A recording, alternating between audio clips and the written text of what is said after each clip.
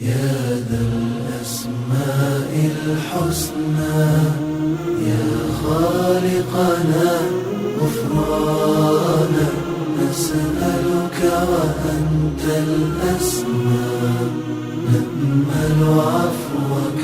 سبحانا يا خالقنا يا رب. إن الحمد لله نحمده ونستعينه ونستغفره ونتوب إليه ونعوذ بالله من شرور أنفسنا ومن سيئات أعمالنا من يهده الله فلا مضل له ومن يضلل فلا هادي له وأشهد أن لا إله إلا الله وحده لا شريك له وأشهد أن محمدا عبده ورسوله صلى الله عليه وعلى آله وصحبه أجمعين. اللهم صل على محمد وعلى آل محمد كما صليت على إبراهيم وعلى آل إبراهيم إنك حميد مجيد. اللهم بارك على محمد وعلى آل محمد كما باركت على إبراهيم وعلى آل إبراهيم إنك حميد مجيد. وبعد السلام عليكم ورحمة الله وبركاته. وعليكم السلام ورحمة الله وبركاته. lẹ́yìn ọpẹ́ sí ẹni tí ọpẹ́ tó tọ́ sí, lẹ́yìn ẹ̀yìn, lẹ́yìn àgbéga fún Ànábì wa Muhammad aṣíwájú gbogbo òyìn pátápátá, àyànfẹ́ Ọlọ́run. Lẹ́yìn apadà dúpẹ́ fún Ọlọ́run ọba lẹ́kan fi kún jàmá dá ọpẹ́ fún Ọlọ́run ọba jàmá dá ọpẹ́ fún Ọlọ́run ọba.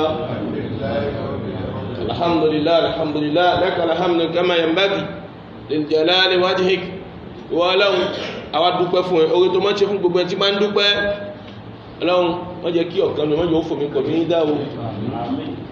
Ọlọ́run yóò fò wá dá. Ọlọ́run á jẹ́ Muhammad, Ọlọ́run jẹ́ abáwọlé ọ̀la jàmá ọlá títóbi rẹ̀. Lẹ́yìn gbá padà kéèyàn máa ìyá mi lọ́kùnrin àti lóbìnrin, lẹ́yìn tẹwà níwájú ọba yìí ti ń gbọ́rọ̀ Ọlọ́run àti gbogbo ẹni tí ó mọ̀ padà gbóhùn wa ní abẹ́sàmọ̀ Ọlọ́run. Ramadan tí ó pọ̀júmọ́ Ọlọ́run yóò bá wa láyé, kó wá bá wa láàyè, wá ṣe látẹ̀wọ́gbà fún wa. Ọlọ́run dákun ṣe látẹ̀wọ́gbà fún wa. Allahumma taqabbal minna innaka anta as-sami'ul 'alim, tub 'alayna ya maulana innaka anta at-tawwabur rahim. Ìwọ̀n táà fi gbà náà Ọlọ́run ṣe ní Ọlọ́run fún mi pẹ̀lú yín ọlá ti tóbi Ọlọ́run. Náà láì mọ́ fọ ọ̀rọ̀ gùn, ó tó bí ọ̀sẹ̀ méjì sẹ́yìn nísìn tọ́lọ́run ọba ní kí á pàdé, gbogbo àkọọ́lẹ̀ látọ̀dọ̀ Ọlọ́run ọba ni. Wa ma yasha'una illa an yasha Allahu rabbul alamin. Lè fẹ́ ìkankan àfi kan tí ọba àgbáńlá ayé tó bá ń fẹ́ pé kó padà ṣe náà ni ó padà ṣẹlẹ̀. Yánà ó tó ọ̀sẹ̀ méjì nísìn tí Ọlọ́run ọba ní àmọ́ríra wa dáadáa náà ni ó mọ̀ jẹ́ fún oníkàlùkù alógo tí Ọlọ́run ọba. Gbogbo ohun tó wá jẹ́ abú ó kéré ó tóbi Ọlọ́run gbé jìnà sí wa jàmá, èmi ẹ̀yin àti gbogbo ohun tó jẹ́ fámílì wa pátá ọlá ti tóbi Ọlọ́run. Ní ọ̀sẹ̀ náà lọ́hùn tí a sọ̀rọ̀ fún wa nípa tawhid, tá ń sọ̀rọ̀ àkídà fún wa, a fún wa ń ìṣẹ́ṣì kan gbé kí a ṣe. Ǹjẹ́ a lè rántí ìṣẹ́ṣì ta ní ká ṣe? A béèrè lọ́dọ̀ àwọn tó ṣe o. Ẹ̀yin tẹ́ jẹ́ ṣàbábù yìí, lẹ́yìn tẹ́ wọn wájú mi, ọba mi ó ṣàlékún gbìyànjú fún yín. Nítorí bí èèyàn bá ṣe ká san kó ṣe, bí ò bá sì ṣe ká sì ní kó ṣe. Èyí ni ìlànà Islam. Ẹni tó bá ṣe kọ́ ẹ̀ fi padà múra sí láti fi máa ṣe fi kún. Èyàn sì ní tí wọ́n kò ń gbìyànjú sí ìlànà Ọlọ́run. walladhina jahadu fina lanahdiyannahum subulana wa inna Allaha lama'al muhsinin. Walladhina jahadu fina, àwọn tí wọ́n kan bá tán gbìyànjú lérí ọ̀nà àwọ̀ Ọlọ́run ọba láti fi mbà àwọn Ọlọ́run, láti fi dá àwọn Ọlọ́run ọba mà. lanahdiyannahum subulana, ọ̀nà náà Ọlọ́run ó ti rọrùn fún wọn. Ṣé ohun tó ṣá ní ẹ̀wọ̀n ni ìjàmá? Ẹjá wọn ọmọ kéèké bí àwọn mẹ́rin yìí bá ìjàmá. A lè fi wẹ́n tó ń gbà tó ń bá wá ń jókòó ń lọ. La yastawi al-a'ma wal-basir. Ọlọ́run ní ẹni tí ò ríran yóò yé yín àtẹ̀ntí ríran ààrẹ fún àwọn méjì fi ríran ọlọ́run ṣàlékún gbẹ̀jú fún yín àwọn táwa jẹ́ sàbábù náà tá a jẹ́ ṣùn àtàwọn àgbàlagbà náà orí èyí ò padà kò já wa ńlẹ̀ o táni àwọn bá da irun tẹ́ ń ṣe ìyẹn fi tọ́ ọlọ́dọ̀ ọlọ́run pé ọlọ́run mò ń fẹ́ kan báyìí wájú rẹ̀ bá ń ṣe kíákíá ọlọ́run sì dá ọlọ́run náà ní pé ní ọ̀sẹ̀ náà lọ́hùn a fúnra wa nínú ìṣẹ́ṣì kan ǹjẹ́ a lè rántí ìṣẹ́ṣì náà fún wa jàmá náà a ní ká ṣe development lérí tá a mọ̀ ní al-ikhlas kí ló mú gbólóhùn yẹn wá jàmá kí ló ń gbólóhùn ikhlas náà wá ibo la lọ títí tàbí gúnlẹ̀ sí rí ìṣẹ́ṣì tẹ́fẹ́ ṣe wá fún wa náà fadal náà ẹ̀yìn náà ni tó ń gbólóhùn náà ní pé ìdánilẹ́kọ̀ọ́ wa nínú ká ní pé kí ni gbogbo nǹkan tá a mọ̀ ṣe lókè pé àbí nínú ìbàdà tó mọ̀ jẹ́ ìtò mọ̀ díẹ̀ tó náà títí a fi nílẹ̀ orí ìtàwáhìdì àsọ̀rọ̀ sí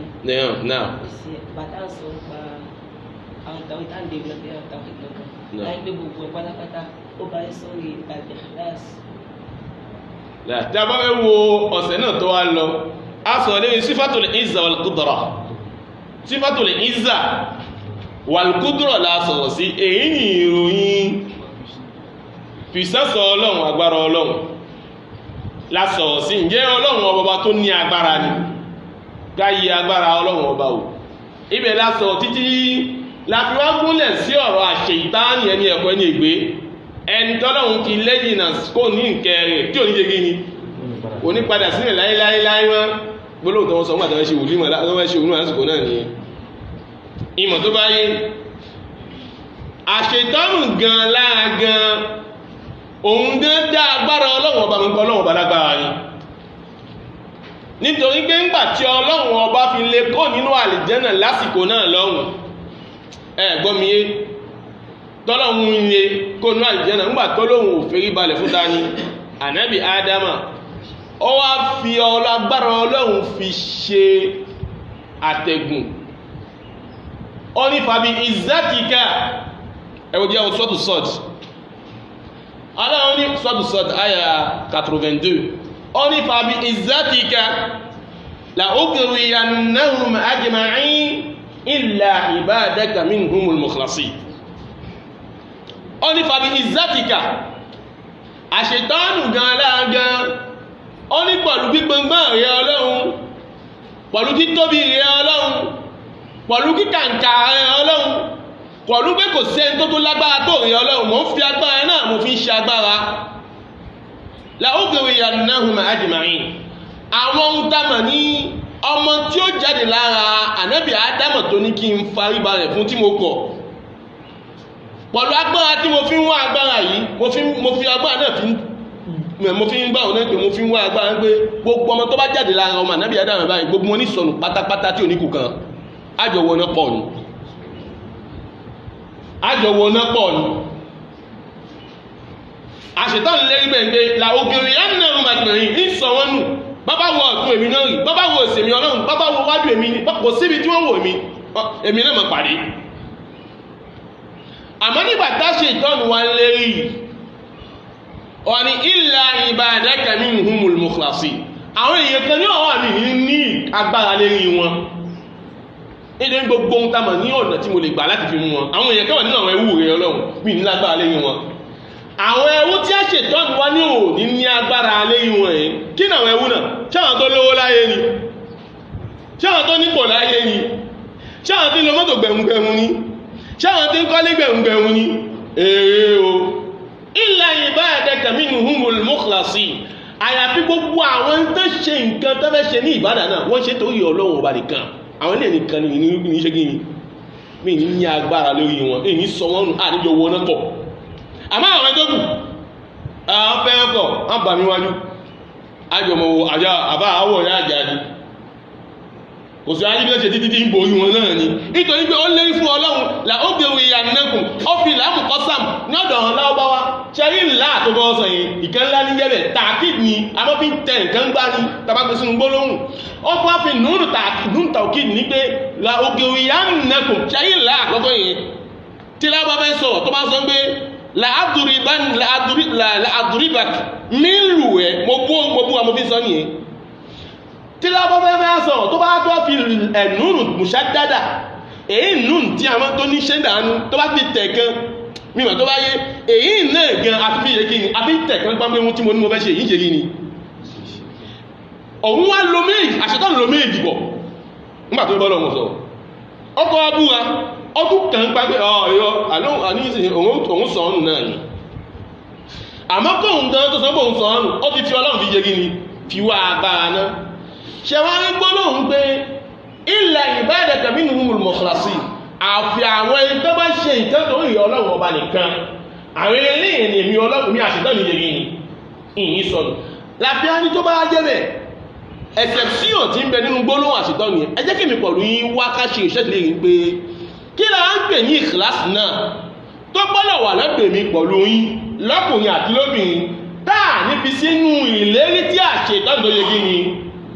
tó ṣe ẹ̀ tí gbọmí ìkìláàsì táṣetán ní tó bá wà ní ara èèyàn kan olóò ní wọlé pò ní òun ẹ jẹ́ káwọ ìkìláàsì náà káwọ gbólóhùn tí ń jẹ́ bẹ̀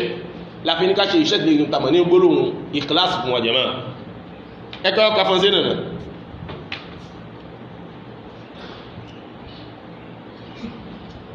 náà fọ́dọ̀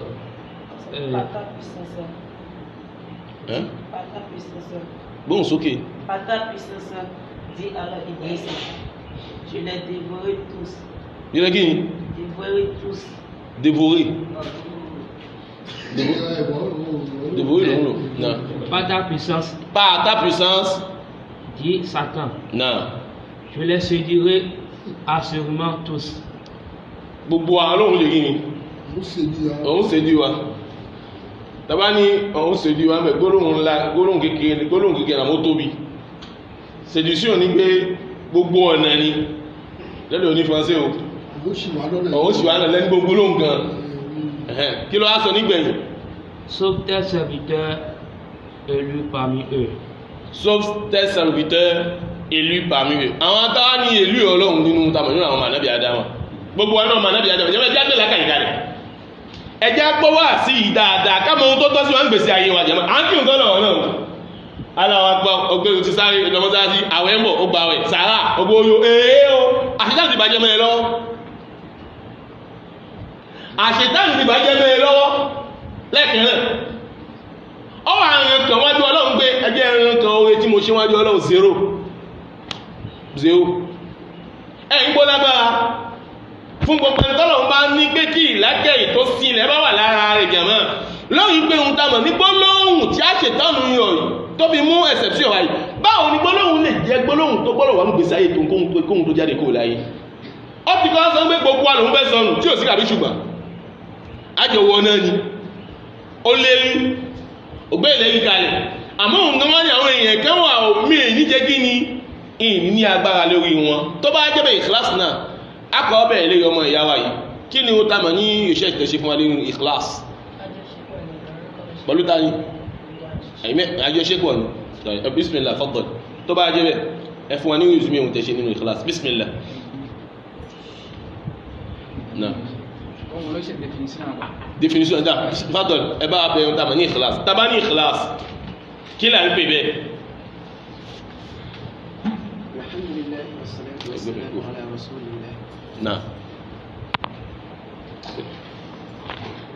náà èyí ni àbájáde ẹ̀ẹ́bá ń pè ìṣe ìwádìí lọ́dọ̀ àwọn olùmọ̀ àwọn ẹni alààyè tí wọ́n padà gbé kalẹ̀ fún wa táwọn náà sì padà gbé kalẹ̀ àyàfi wọ ọ̀dọ̀ ànábìyà Muhammad sallallahu alaihi wasallam fi gbé kalẹ̀ ní pé kí náà pè ní ikhlas tó jẹ́ pé tó bá wà lára mùsùlùmí ọ̀hún ó bọ́pá ló sì padà bọ́sẹ̀ kọ́ǹbì ilẹ̀ yà ṣètánì ní pé kí ni àwùjọ wọ náà ni yàmá ẹmọjá gbọ́lẹ́nu àwọn ọmọ ìyá wa náà fọ́tọ̀lù. L'ikhlas consiste à diriger l'intention et la volonté motivant un acte de soumission exclusivement vers Allah, en cherchant uniquement par cet intermédiaire à se rapprocher de lui et en s'éloignant de toute autre motivation. Définition ni oku na fadol. comme le désir de se faire remarquer, de bien se faire voir des gens ou de recevoir des compliments de leur part, ou de n'importe quelle aspiration autre que celle de se rapprocher d'Allah. ẹ máa sọ fún wa pẹ̀lẹ́pẹ̀lẹ́ nísìn abẹ̀yìn ẹ̀yin onífọ́nsẹ́ tẹ wà láàrin wa ó pọ̀ ní ó tóbi ni nígbà tá a bá sọ kí ní ìtọ́ bá ń kàdí ẹ̀ fún wa ìmọ̀ tọ́lọ́run bá fún wa nínú ìtùtùmọ̀ náà ẹja mọ́jọ́ kíkí ni kájọ mọ́ fi tó ohun tá a mọ̀ ní ohun tó gbé kalẹ̀ fún wa bismillah fadal. La sincérité a ní ohun tá a mọ̀ ní ikhlas consiste à diriger l'intention et la volonté, motivant un acte de soumission exclusivement vers Allah. ẹ tó kà fún wa ká gbọ́ náà. La sincérité consiste à diriger l'intention et la volonté, motivant un acte de soumission exclusivement vers Allah. ẹ dákun kí náà wí yẹn jẹmọ nípa sincérité ní pé ohun tá a mọ̀ ní sincérité òun ní kí ni jẹmọ òdodo ká ṣe kí ni. lódodo aláti gbájú sẹ́lẹ̀ fún Ọlọ́run. wọ́n kọ́ sọ intention náà. La sincérité consiste à diriger l'intention. ẹ̀dùn náà bẹ̀rẹ̀ a ní ohun tá a mọ̀ ní sincérité òun ní pé kéèyàn ń padà darí àníyàn rẹ̀ jẹ̀mọ́ àníyàn innamal a'malu binniyat aw binniyah gẹ́gẹ́ bí ó ṣe wà ní riwaya mi innamal a'malu binniyat a ní sincérité gẹ́gẹ́ bí tí mo ṣe gbọ́ nínú fọ́nsẹ́ náà bí tó ṣe mọ ní ọ̀dọ̀ tèmi ní pé òun ní pé ohun tá a mọ̀ ní àníyàn wa kò yé yín àníyàn wa ká dirije ẹ̀ ká darí rẹ̀ tá a bá sì ní àníyàn ìkan nú ni kìí ṣe kan tí máa ń jáde àníyàn ìkan tó máa wà ní ètèrí ẹ̀ ni kìí ṣe kan tí máa ń jáde àníyàn ni máa ń ṣíwájú iṣẹ́ gẹ́gẹ́ bí Yorùbá máa ń sọ àníyàn lákọ̀ọ́kọ́ dànà kí iṣẹ́ tá a fẹ́ ṣe kó tó ṣe kí ni kó tó tẹ̀lé o fẹ́ ṣe sàrà fún ọmọ mọ́sálásí lọ́wọ́ o fẹ́ ṣe sàrà fi ti ọmọ ìyá rẹ̀ lẹ́yìn kì í ṣe pé iṣẹ́ yóò wà lẹ́ẹ̀kan náà ó ti ní láàníyàn kó tó gbé ń tamọ̀ ní iṣẹ́ ọ̀hún kó tó gbé ṣe àwọn ní ìta àmọ̀ ní sincérité níbẹ̀ nígbà táwọn ọmọ ìyá wa ṣe research fún wa a ní òun ní pé ká darí ń tamọ̀ ní àníyàn wa. Et la volonté. Sincérité àti volonté ìsànì sincérité bá ẹ̀ mọ́sọ̀ fún àníyàn bá wà ìkẹ́kẹ́ gbọ́dọ̀ tẹ̀lé òun náà ní kí ni wọ́n ń dá owó sí mọ́sálásí wọ́n fi tó mọ́sálásí ṣe gẹ́gẹ́ bí tó ṣe wà tàbí olóòdò wọn bí wọn náà nìyẹn ṣẹwárí àníyàn náà ti ń bẹ lọ́kàn mi volonté àgbọ́dọ̀ tẹ̀lé láti fi gbé àníyàn yẹn ṣe pé ìgbà tẹ̀mí náà ní ní ìsìn láti ojú òun náà ní nípa alhamdulillah mo gbọ́dọ̀ participate owó mọ́sálásí mo sì wá ní irun tá a mọ̀ ní kí ni àwọn owó nínú kọ́ńtà mi nínú àkọ́ńtà mi tí mo lè yọ owó yẹn tí mo lè yọ jáde volonté ò bá padà sí yìí nígbà níyàn ni mi ní mú un tá a mọ̀ ní àníyàn yẹn mi ní mú iṣẹ́ kí ìgbọ́ mi yé mí ní àníyàn ni àmọ́ ohun tá a mọ̀ ní volonté láti yọ owó yẹn kò ní sí fún mi ní kàmá náà níyàn ni sì dáwọ́ sílé ọlọ́run ọba inshallah ọlọ́run ṣe volonté gbọ́dọ̀ tẹ̀lé ló fi yọ owó yẹn jáde ó sì lọ ṣe ń tàmà ní ìmọ̀ ó sì lọ́kọ́ ìmọ̀ mọ́ ń wò mí náà títí báyìí mọ́ wù mí ó bá ní volonté ó lè jókòó ń tàmà ní ìmọ̀ sáré ní pé àníyàn àti volonté wọ́n jọ ṣe kí ni yàmá máa ń jọ rìn pọ̀ ní òun ni ó wà ní mùsùlùmí ó fi gbé iṣẹ́ rẹ̀ ṣe ẹ̀yà gbọ́ngbọ́. Motivant un acte de soumission exclusivement vers Allah. Motivant un acte de soumission. Ẹ dákun ní pọ́sẹ́ ní o tí má ṣe kí o kẹ́ ẹ sọ fún mi o kí o pọ́sẹ́ pípọ̀ o. Motivant un acte de soumission. Tàbá ní acte de soumission. Iṣẹ́ tá a tàbí àwọn ọ̀nà pé iṣẹ́ kan ni tẹ́gbẹ́ àfi sin ọlọ́run ọba aláṣẹ́bí ìmísàlì lápẹ̀lúwe. Wọ́n ní lápẹ̀lúwe pé ká ṣiṣẹ́ olóore acte de soumission ni. Nítorí pé ó wáyé láti ọ̀dọ̀ ọlọ́run láti ọ̀dọ̀ Ànábì Muhammad sallallahu alaihi wasallam pé ẹ ṣiṣẹ́ oore ẹ ṣiṣẹ́ ohun tí ó padà dé sábà bí àlùjánnà fún yín ẹ wá ohun tá a mọ̀ ní ìmọ̀ acte de soumission ni. Ìdáni níbẹ̀ yẹn wọ́n ní ohun tá a mọ̀ ní ikhlas ní pé l'intention àti volonté wa tá a fẹ́ ní ká darí gbogbo ẹ̀ ká darí ẹ̀ síta ni tọ́dọ̀ ta ni ká darí ẹ̀ sí ọ̀dọ̀ Allah. Kò wá sí èèyàn bí tó ṣe wà tí ò ní ní ìdámọ̀ ní ẹ̀tọ́ sí Allah náà. En cherchant uniquement par cet intermédiaire à se rapprocher de lui. En cherchant uniquement par cet intermédiaire à se rapprocher de lui. Ẹ̀dá mú kí lè yí ni o, ẹ̀yin oní Français. Láti fi jẹ́ pé ohun tá a mọ̀ ní intention wa náà tá a fẹ́ ṣe sí àti volonté náà, a fẹ́ fi ṣe kí ni? A fi súnmọ́ Ọlọ́run ọba. Òun ló gbọ́dọ̀ wà nínú ìgbésí ayé ọ̀tún àti òsì. Rahimi, Fatihu, Sofiu, Kabiru, Fatima, Ganiya, ohun tó gbọ́dọ̀ wà nínú ìgbésí ayé wa nìyẹn. Mo dà ní ẹ̀ ní sí lápèjúwe. Dóyè yín, mo fẹ́ ṣe ìrànlọ́wọ́ fún ọmọ ìyá mi. Mo ti mọ̀ pé ó wà nínú ìṣẹ̀mí tí ò dáa. Mo wá ní ẹ̀tàn sí òun pé tó alhamdulillah. Bọ́ba mi bá padà bàṣírí mi láàrin ọ̀sẹ̀ tí mò ń bọ̀ nítorí pé mo ní owó kan tó fẹ́ wọlé fún mi. Lógo tí Ọlọ́run ọba àárín ìfọ̀ Ọlọ́run ló wà. Mo ti dà níyàn náà ń ṣe ìrànlọ́wọ́ fún un. Kódà bí wá tẹ̀jẹ́ fẹ́ mi lápèjúwe. Ẹ̀sẹ̀ sí ọ̀nà ti mẹ́. Owó náà wá fún ìlànà. Owó náà wá lòdòdò nínú ọ̀sẹ̀ náà. Volonté gbọ́dọ̀ tẹ̀lé intention náà. Volonté náà mú pé àárẹ̀ ló wọlé. Wí sánmi ló wọlé ẹjọ́ yan fẹ́mi ilẹ̀ kó ìbẹ̀rẹ̀ jẹ́ ọyọ́kó lẹ́kan lẹ́yìn tí mo dà ní ẹ̀ láti fi ṣe ìrànlọ́wọ́ fún ọmọ ìyá mi. Ìmọ̀ tó wáyé, a ti wá yọ owó yẹn ayọ́kó nínú rẹ̀. Bí volonté ò bá tẹ̀lé, mo dà ní ìbà ilẹ̀ tọ̀tọ̀. Mẹ́fẹ́ mi ìbà yẹn báwọn láti ṣe kí ni wọ́n mẹ́ni. Èsù fẹ́ ra kíní ìbà bàtà ìbà tó lẹ́yìn mẹ́ta yìí. Jẹ́ ní gbogbo bàbá tó bá tíátà ní mọ̀ dà ní ẹ̀. Volonté ò tún sí mọ́. Tó lè mú ta mà ní ìtàn sí i tí ó lè mú àkọ́kọ́ tí ó mú tí ó ṣe kí ni táfi ṣe tó bá wá jẹ́ bẹ́ẹ̀ nígbà tá a bá ní volonté yẹn àbá wa ń tún volonté fún wa ń gbé àníyàn pẹ̀lú volonté yẹn gbé bá a bá wá ní àníyàn yẹn a gbọ́dọ̀ mọ wá ní àníyàn yẹn gbé mi ì ṣe kí níyìn tí mò ń ṣe èyí báyìí mi ì ṣe nítorí èèyàn kan bí ìbá ṣe kí mò ń ṣe nítorí Ọlọ́run ọba tó fún mi ní owó nígbà tèmi náà gan mọ̀ ń pé mi padà ní owó yìí. Tí bá bá gbé owó náà jáde 2,000 náà tó fẹ́ á fún mi wá ṣe ìnìkè máa ń torí Ọlọ́run gbówó náà jáde ń gbé owó yìí láàrin mi pẹ̀lú ẹ̀yìn ẹ̀dá kan ò gbọ́dọ̀ bọ́ lẹ́yìn mi pẹ̀lú ẹ̀ ẹtí kan ò gbọ́dọ̀ bọ́ lẹ́yìn Ọlọ́run tó ṣe lẹ́kẹ̀ẹ́ta wa yẹn kan ò tó gbọ́dọ̀ bọ́ máa gbọ́ mi yé èyí là ń pè ní ìkìláṣítà ń túmọ̀ fúnra wa àmọ́ pé ǹjẹ́ wọ́n náà gbé mo dà ní owó kan fún ẹ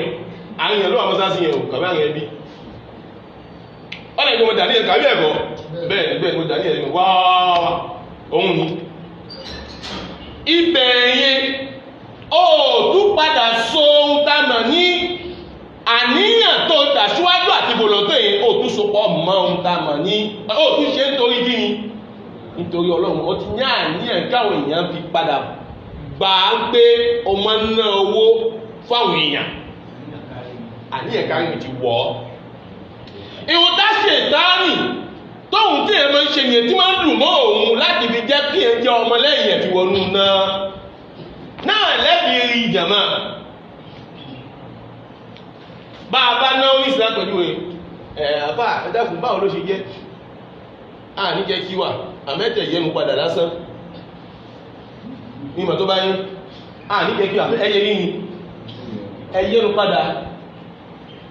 yóò yé ẹyẹnu padà yẹn àníyàn náà ti ń kó ní títí Ọlọ́run ọba yàmá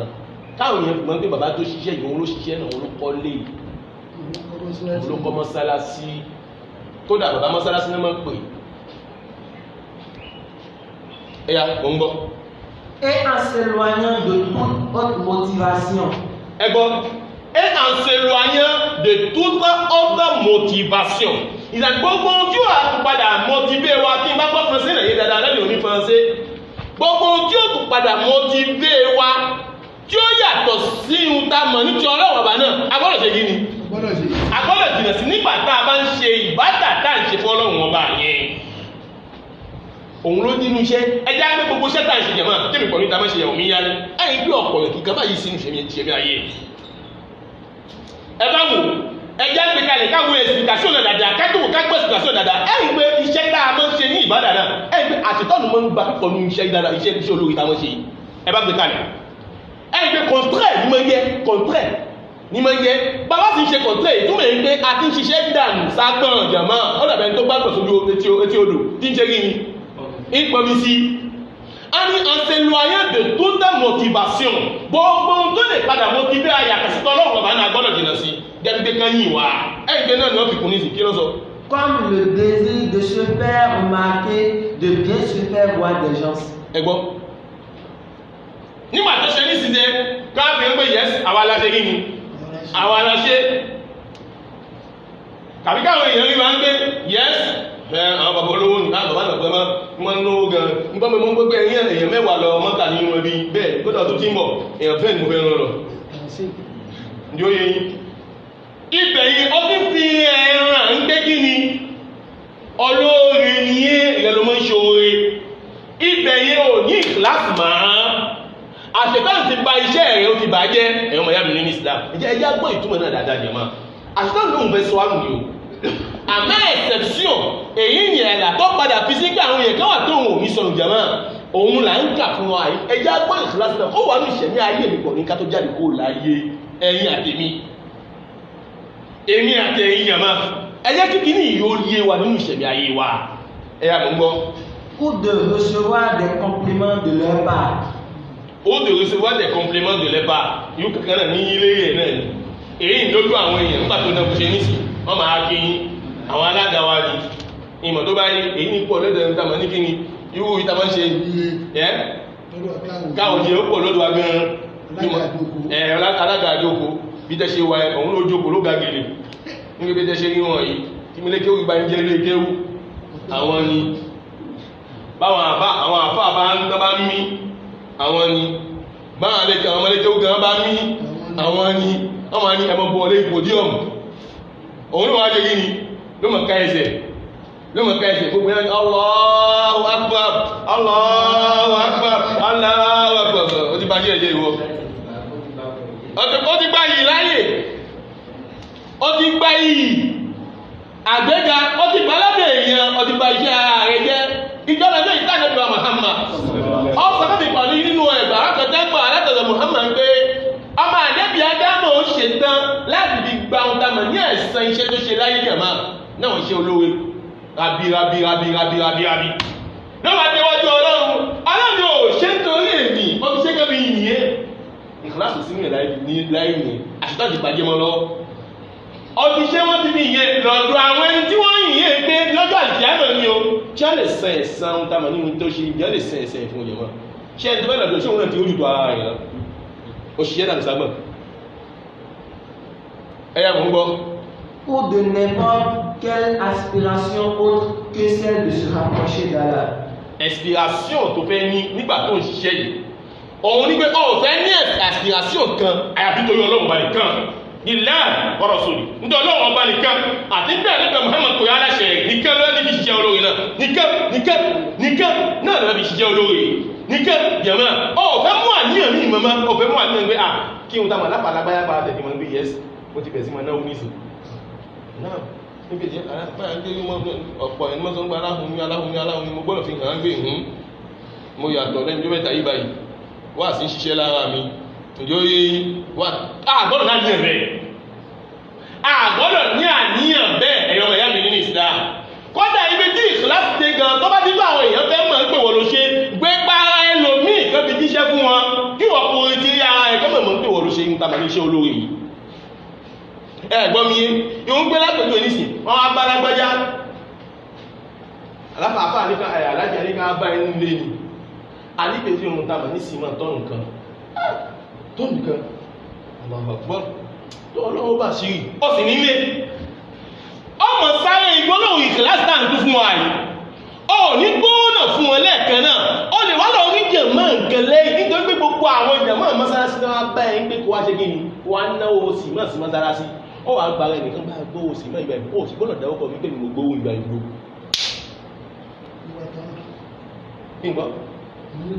ló bá tán bá ń gbé owó yìí fún wọn àmọ́ ọ̀gbọ́nà sán pé mi mo ní kí á ń gbówó yìí fún wọn sì máa tí wọ́n ń wá kẹ́lọ̀ fi rà á ọba bùṣe ó sì retí ara rẹ̀ ìkìláàsì ní ọwọ́ tí mo sì gbé fún ẹ ẹyẹ ò bọ́lọ̀ mọ́ tó mo gbọ́ fún ẹ ẹyẹ tó bá sọ ìpàdé de wájú èmi pọ̀lú wájú ọlọ́run ìmọ̀ tó bá yé tó bá lọ padà dí ń gbé wọ́n ń gbé owó fún wọn ṣé náà ní gbé kan àsìmọ́ ìkẹ́kọ̀ọ́ òkèun tá mọ̀ ní bàbá tó gbé owó tó ń gbé káwọn lágbájá mọ̀ ń pé iṣẹ́ olóore táwọn bá gbọ́dọ̀ tó òun ṣe òun ò ṣe ọ́ wọ́n fẹ́ ṣe torí wọn nítorí ọlọ́run tó fẹ́ ṣe yẹ ìwọ ọ̀fẹ́ ṣe torí wọn ọ̀fẹ́ ṣe torí wọn wọ́n á bẹ́ẹ̀ wọn àbẹ́ nítorí pé tọ́ọ̀bá yọ kọ́ nu owó ẹ̀kùsẹ́ tó fẹ́ mú ẹ bọ́ ọba sì yọ àtìgbò yọ o àtìgbò yọ àwọn òfẹ́ ṣe ìdáyọ̀kẹ́lẹ́ yìí rẹ̀ bí ìbáṣe pọ̀ ọba tó dá ẹ̀kọ́ gbọ́ sí ẹ lọ́wọ́ ló fẹ́ ṣe yìí ló fẹ́ ṣe ìdájọ́ lé yìí rẹ̀ náà. Ìmọ̀ ìṣẹ̀lẹ̀ tó yẹ ń gbé fún ọ̀rọ̀ the last person sórí ẹ̀ tó ṣiṣẹ́ olóore náà ní kò sọ ọ̀gá fún yàtọ̀ ìgbédìrégbé ẹ̀ka wọn sọ pé lápájá báyìí gbà náà ó ti kí ẹ̀ka fún àwọn mo ṣe nǹkan bá báyìí fún ìbẹ̀yẹn gbà ìbẹ̀yẹn kan ìgbédìrégbé o tó ti pẹ́. kò sí ẹgbẹ́ tó lè rí gbé yàrá yóò sì ṣe gan fún wọ́n èyí ni àárín ìmúpọ̀ má tẹ̀ ṣe gan fún àárín ìmúpọ̀ lọ́lọ́run ló wà ló dágẹ́lẹ̀ kan náà bí má tẹ̀ ṣe gan fún àárín ìmúpọ̀ lọ́lọ́run ọba ló wà ibẹ̀ yẹn ọ̀sán bó ṣe fún ọ̀sán bó ṣe fún nítorí wọ́n máa fi yẹn kí má ṣe fún wọ́kọ́ lọ́fẹ́ sanmi lẹ́sàn bí ìsì ṣe fún ìwọ́kọ́ lọ́fẹ́ sanmi lẹ́sàn bí ìmúpọ̀ lọ́lọ́run ọba lẹ̀ wà lẹ́yìn kíláàsì tó tóbi yẹn àmọ́ pé dágbẹ́jẹ́ ọ́ ti ṣe gẹ́gẹ́ wí àmọ́ mo gbìyànjú kọ́nà jẹ́ tó ṣe kí ní mo sánmi ni mo gbé fún náà ọ̀rọ̀ tí ọmọ ìyá bí mi sí náà ọ̀rọ̀ pàtàkì rẹ̀ tí ó fẹ́ àwọn kábẹ̀ ọba jìnlẹ̀ sí náà àti kó wà ní ìjọkó nítorí ìjìnlẹ̀ máa wá látara àwọn kábẹ̀ gbà mí náà gbọ́dọ̀ báwo gẹ́gẹ́ bẹ́ẹ̀ ni pé o ti ṣe alákọ̀ọ́kọ́ o ti ṣe lẹ́kẹ̀kẹ̀ kan o ti ṣe lẹ́kẹ̀kẹ̀ àwọn ìyá rí pé orísọ́jú ọmọ ọ̀dọ̀ àbí òun lẹ́gbẹ́ mọ́ ti sọ́dọ̀ ẹ̀ kí sì jẹ́ pé jíṣẹ́ fún mi ìkápá ipò ní ọkà máa ń rawọ́ orí sí kí àwọn ẹ̀rọ máa gbé ó jákulẹ̀ àmọ́ tó ń bá fẹ́ sọ fáwọn èèyàn ní máa ń bẹ̀ yé káàkiri pé critic náà àwọn ẹ̀bá yẹn máa ń tọ̀gbẹ́ pé ó sì ń gbó jẹ ó wá ó ní gbogbo kí ní ẹ̀mọ́ ẹ̀ títí tí ó wá kẹlẹ̀ pé à nígbà tẹ̀ critic lé mi bẹ́ẹ̀ tó sọ pé mo jẹ ìkàkọ́kọ́ fún mi mo ṣe lékejì fún mi ìbẹ̀ mo gbogbo àwọn ẹ̀yìn mo ti ṣe tẹ́lẹ̀ ní ìbẹ̀rẹ̀ lọ́dún rẹ̀ àmọ́ kí ni ẹ̀mọ́ bèrè ọ̀dọ̀ tó bá bèrè kí ni tó jẹ tó ẹ̀mọ́ bèrè ọ̀dọ̀ bẹ́ẹ̀ ní pé ó ti ṣiṣẹ́ olórí pípọ̀ púpọ̀ fún àwọn ẹni fún ẹ̀yàn náà ọ̀pá ní pé critique náà ti pọ̀ títí dé ní pé kìí ṣe fún pé ọbẹ̀ mú sọ̀rọ̀ lọ fẹ́ fi yọ tó fi pé kọ́kọ́ máa ma critique rẹ̀ fún critique náà ìhun tí ń bá wà lóde ní sọ bẹ́ẹ̀ ẹ máa bí pé kí ni sábà ìwọ lẹgbẹ́ sọ̀rọ̀ àbí kí ni sábà tó máa tó gbé bẹ́ẹ̀ tó kó o sọ ìwọ ti ṣe báyìí fún ti ṣe báyìí fún tó kó o fẹ́ sọ pé àmọ́ ìwọ tó ń jẹ́ fún òfin òkú ìṣe sáà ẹlọ́wọ́ dákùnrin sàlámà wa bí ìkìláàsì bá débi tí ó dé kò sí kìí ìdẹ̀lẹ́ bù láàrín orí ìdùnmíkùn ìnáma nùtò ìmùkùn ìwádìí ìlà láàrín orí ìdùnmíkùn jẹ́zẹ́ àwọn ẹ̀ṣùkú rọ̀ wà tẹ́ fún ara ẹ̀ yóò fi òdòdó mìíràn bí ìkìláàsì bá débi tí ìkìláàsì ó dé mo fi ọlọ́run mo fi bu wa fún ara ẹ̀ lọ́wọ́ mo fi ara ẹ̀ fi hàn ọlọ́run àtàlẹ́ àwọn àfọ̀n àgbọ̀ ọlọ́run ọba kan wà àwọn ákìtì kan wà tọ́lọ̀ mọ́ kò lè ṣe kò yé èèyàn pípọ̀ bẹ́ẹ̀ni bọ́ fẹ́ gbìyà ẹ̀yìn ẹ̀yẹ́ lè gbìyà ẹ̀yìn bí ìsìláṣì bá débi tí ó dé bí ìsìláṣì bá débi tí ó dé lọ́kẹ̀ ẹ̀rọ̀mí olóòlè gbé jáde gbé gẹ́bí gbóòrùn tẹ́sọ àmọ́ tí ìsìláṣì bá débi tí ó dé wà lóò tẹ̀ ní òògùn tán sọ àmọ́ ló wà wù ọlọ́run ọba ní ó wà dẹ̀fọ́ alẹ́ òtò tàmà ní òdòdó bọ́ bá padà wà dẹ̀fọ́ alẹ́ òdòdó tó jàmá kódà fún ara ọlọ́run ọba ní ó ṣe ẹ̀bùn ńlá kan fún tàmà ní onítọ̀hún tí wọ́n padà gbé la hawla wala quwwata illa billahi al-aliyyil azim níbẹ̀ ìjọ́ ó ṣe gẹ̀rọ yìí nígbà tí òdòdó yẹn bá jáde tó bá dékan ṣe ìmọ̀ tó wáyé ibi tó bá mi ò gbé ń ta onítọ̀hún yẹn ibi tó fẹ́ gbé sí níbi àwọn ọkàn ibi tó fẹ́ gbé sí lọ́kàn àwọn èèyàn ló dà lówù lòdún pé ibi tí ó padà ibi tó ń gan fẹ́ débọ́dà rẹ̀ nígbà tí débọ́dà rẹ̀ lọ́jọ́mọ́ ẹ lọ́kọ́ síbi kan tí kọ́ mú tó ń sọ agbọ́dọ̀ ṣe ní agbìyànjú rẹ̀ ìhun lẹ́gbẹ̀ agbọ́dọ̀ gbìyànjú rẹ̀ ní jẹ́mọ́ èmi àtẹ̀yìn